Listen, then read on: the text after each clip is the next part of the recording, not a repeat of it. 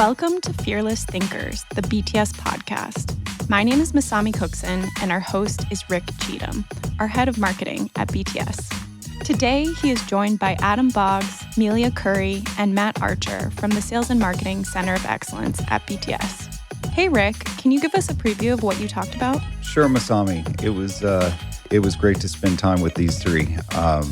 For those of you who know me at all, I've spent my whole career in sales and marketing and really see things like sales kickoffs as incredibly important opportunity to inspire and equip your team to do really great things. And the good news here is that they were able to lay out for us 4 principles that any of our listeners could just go use today and make these things a lot better.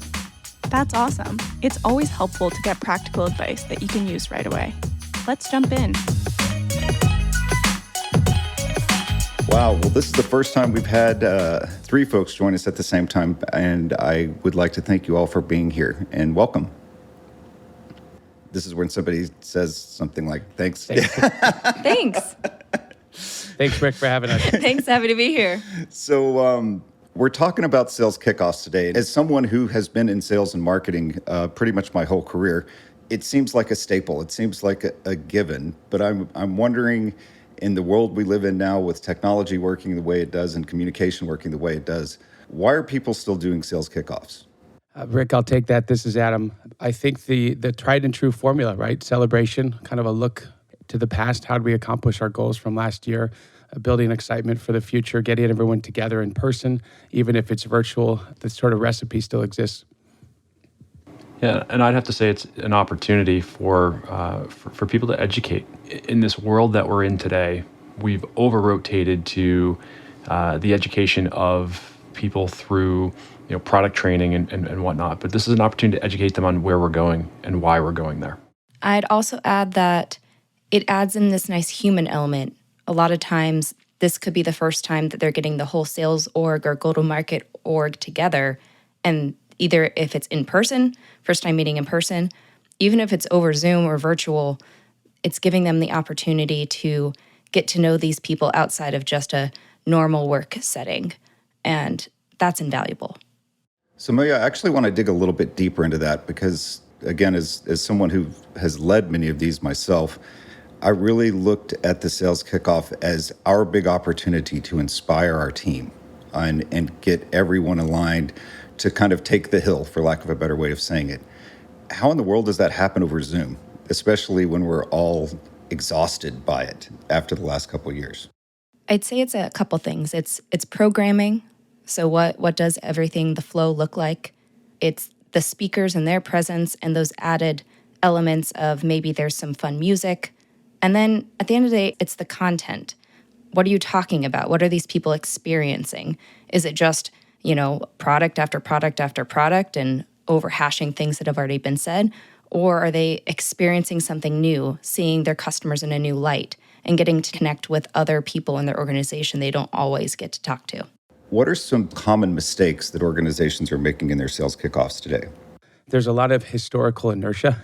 The common mistake that we see clients take is, let's take a look at last year's agenda and just kind of copy and paste that and then refill in what are the topics going to be that are slightly different, but the rhythm is the same, right? It's a CRO kickoff. It's a head of product getting up and talking about the new product feature sets. It might be somebody from marketing talking about how others are going to be pushed into the marketplace. The sellers are just sort of sitting there for several hours, just taking it, right? And maybe not acknowledging the reality that you mentioned of today, right? Coming off of COVID, people are exhausted. They want to get more immersed. They want to feel like this is a special event that's been custom designed for this moment for them right now. So you've all said it kind of in different ways, and I'm curious, Matt, because you were the first one to bring it up, the importance of getting the content right. What are some ways of thinking or filtering, for lack of a better way of saying it, because as you were just saying, Adam, everybody wants to say something. How do we work towards making sure that what we're putting out there really is useful and resonant and makes the most use of the time? I think there's a couple of things that you need to factor in here. First off, you've got to get alignment with the leadership team around what is it that they're trying to accomplish. Oftentimes, this is a rogue group that goes off and says, we own this, that's completely misaligned from what the organization's trying to accomplish. That causes some challenges because last minute, the sales leader usually looks at the agenda and says, well, hey, I've got a better way of doing this, and everybody's scrambling. Another would be just not identifying what the red thread is between all of the different sessions. So what happens on main stage, what happens in the first breakout room where product comes up and talks about how their new innovative X helps them do something new. All of that has to be connected, and people need to be able to see and feel and believe that red line or that red thread that exists between all of the different sessions. And then the last thing is we've got to get away from turning this into a menu of options. When people are going through this, especially in the virtual world, there needs to be purpose. There needs to be intentionality with the structure of their agenda so that they know what they need to do, but more importantly, they know why they need to do it. What Matt's talking about, I think, is really critical. The training, if there is some, it can't just be bolted on. It needs to be sort of weaved throughout in an intentional way. And we also have to give time and space to hear from sellers. We've got a group of people who are out there talking to customers every day. So rather than just pushing content on them, it's a unique opportunity for us also to listen to them. So if I were to kind of summarize what I'm hearing you all saying, there's got to be some clear intentionality in the whole design and the experience, making sure that the experiences are designed in a way that leaves impact and that lives beyond the event. That makes a lot of sense to me from a content standpoint. What other things have you all learned that you'd like to share about what makes a great sales kickoff? Sure. So the first one is going to be purpose, and it's really how does this connect us back to our business, and what's in it for me as a seller. The second one's going to be space to personalize, right? And this is the opportunity for us to be it's the intentionality around creating that space for me to reflect on why am I here? Why am I doing this? Why are we moving forward? Or the new content, the new idea. The third component is around ownership. Ownership is really around accountability and making sure that we provide and put in the hands of that seller or that manager the tools that they need to author the way forward. And the last component here is around intentionality. And this is commitment to take action, or more importantly, what specifically are we going to drive in the field that we'll see results around? Cool. All right. So Melia, you were talking about something earlier that I would just like you to go a little bit deeper on. Obviously, time is short and time is precious, but one of those huge outcomes of allowing people to connect with each other and having space and time to do that is one of the most important reasons to do these kinds of things. How do we create space for people to connect at a sales kickoff, but at the same time manage the priorities of what we've got to do? I would love to say just use less content, but I understand that's not always actually possible from the powers that be. So I think being intentional about how the content's being digested. Can you create a 2-minute micro video that explains something that normally would take 45 minutes if a speaker got up on stage? Can you have a bunch of different choose your own journey breakout options so that people can go to this workshop or that workshop, but everything's maybe being recorded so that people can go back later and look at all of the content? And then they're going to hear from their friends, oh man, this one was cool. You should have gone to this one. And then they're like, they have that like angst of like, I went to the wrong one because I just wanted to go with my friends. And you've got these real human connection moments happening and this real-time bonding just because of the way that you've built out your program. Yeah, and I think you also clicked on something that has happened to us all, and I often refer to it as the Googleization of our brains, and that most of us now expect to be able to get a 4-sentence summary, and if I want to go deeper, maybe watch a video, join a discussion group, possibly go through some sort of experience that really allows me to practice. If I'm kind of interpreting what you're saying, is make sure that we're pushing everything that we can into the platform that's the easiest to consume, not necessarily making sure that everybody gets their moment on the stage. Oh, 100%. I mean, there's the way our brains work. We can't remember everything from a long 1, 2, 3, 4 day event. All you need to do is kind of give trailers, if you will, of what's to come, and people can dig in deeper to, the feature film later. Makes a ton of sense. So great concepts. I'm wondering if maybe you all could share an example of when you've seen this done incredibly well. What does it look like? I would say when we had training is kind of the bolt-on day. That was how presence at SKO events started. Over the years, we realized that we saw a lot of SKOs, and we didn't just need to be the training day at the end, but we could be a design partner, kind of an event advisory to paint a picture of what the entire agenda or experience needs to look like. One of the more recent examples I took on was with a client that had sort of 3 distinct product market units, right? One was around IT, one was around security, and one was around something called observability. And we put a theme day together for each of them. The cadence was sort of similar, right? Teams would go into a kind of a main stage, some discussion around what that market looks like for us.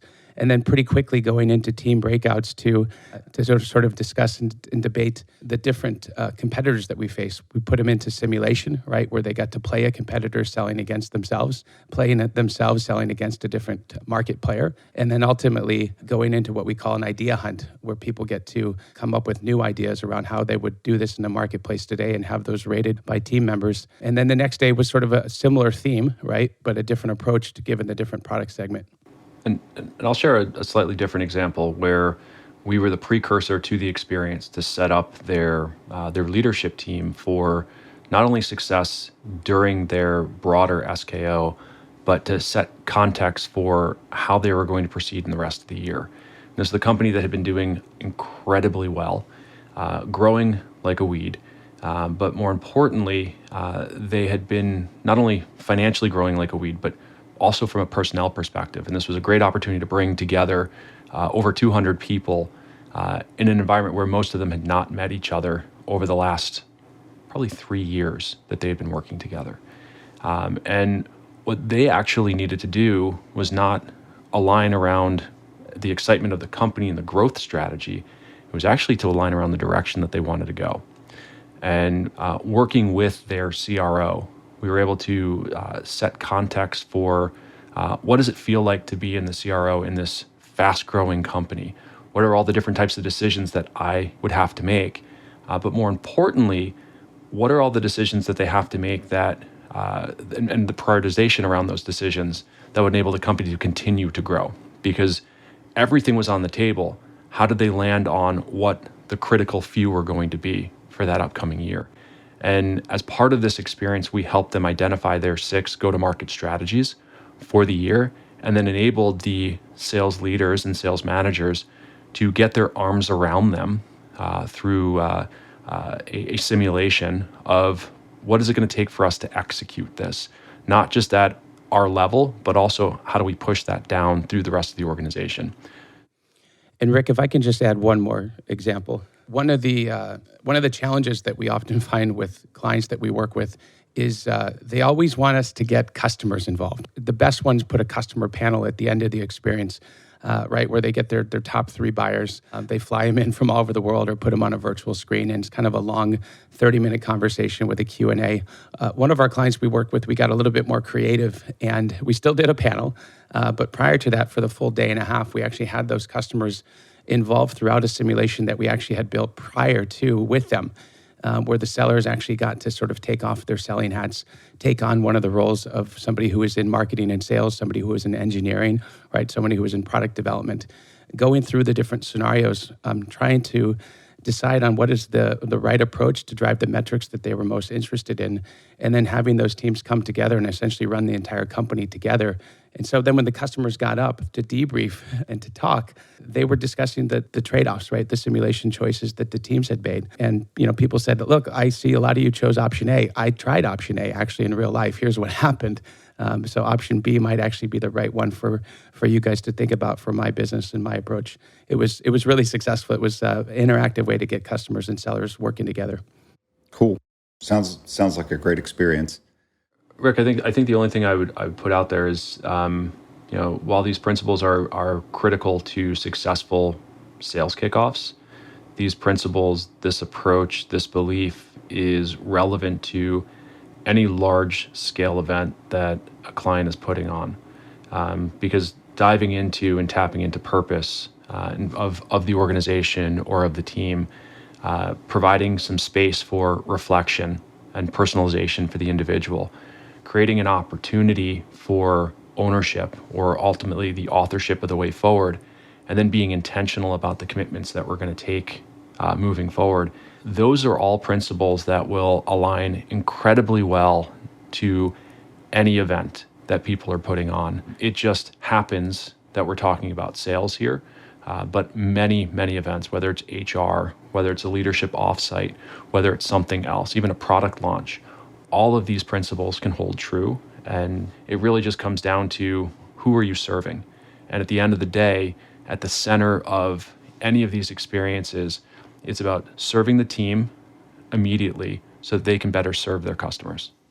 Gosh, Matt, I think that is actually a fantastic perspective. I think so many times people lose sight of the audience when they're putting these things together. So actually, I'm thankful for you adding that here at the end. And with that, I thank all of you for your time.